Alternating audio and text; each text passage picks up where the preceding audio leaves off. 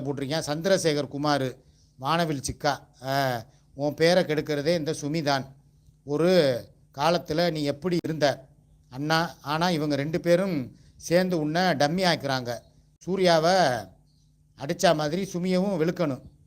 இது நீ சொன்னது கரெக்டா? எலும்பெஞ்சிக்கா 100க்கு 100. சுமி அடி வாங்கி பல வருஷம் ஆச்சு. இப்போ இவன் சொன்ன பாயிண்ட்டுக்கு நான் வர்றேன். சூர்யாவே ஆனானப்பட்ட ரவுடி பேபி சூர்யாவே என்கிட்ட செம்மத்தியாக வாங்கியிருக்கா. அவளை பட்டுக்க போட்டு முதுகில் கும்மாங்குத்து குத்துனவேன் நான். குறவழியில் ஏறி மிதித்தவன் நான்.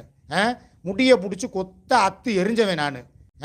ஐயோ அம்மா என்னை விட்டுருங்க, நான் உயிர் தப்புனா போதும்னு சொல்லி கதறி அழுதவ சூர்யா. இது எல்லாருக்கும் தெரியும். இதே மாதிரி அடி சுமிக்கும் உழுகும். நான் விளையாட்டுக்கு பேசலை, சீரியஸாக பேசுகிறேன்.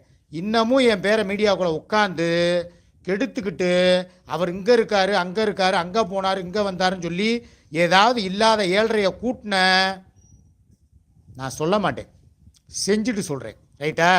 என்னை பற்றி உனக்கு நல்லா தெரியும். என் 5 முகத்தை நீ பார்த்துருக்க. 6வது முகம், அந்த முகத்தை நீ பார்த்துடாத, நொந்துருவ. சரியா? வேணாம். இதை நான் சீரியஸாக சொல்கிறேன். நீ காமெடியாக எடுத்து சிரிக்காதண்ணா, பார்த்துக்கிட்டே இரு. என்னடா சொல்லிக்கிட்டே இருக்கானே, ஒரு நாள் விட்டேன்னு வைவேன், இந்த பக்கம் அடிச்சடியில் என் மகனே உன்னை தூக்கி போட்டு மிதிக்கிறேன். அன்னைக்கு அடித்த அடியில் எனக்கு கண்ணுக்குள்ளே உன்கிட்ட என்ன காயம் ஆறலை, உதடு இந்த இடத்துல ஈங்கி கிடஞ்சி. இந்த இடத்துல நான் கொடுத்தா எப்படி இருக்கும்? பிள்ளை 8 அடி பாஞ்சா தகப்பேன் 16 அடி பாய்வேன். கவனமாரு, அவ்வளோதான் உனக்கு மரியாதை. சொல்லிட்டேன். 12 பவித்ரா.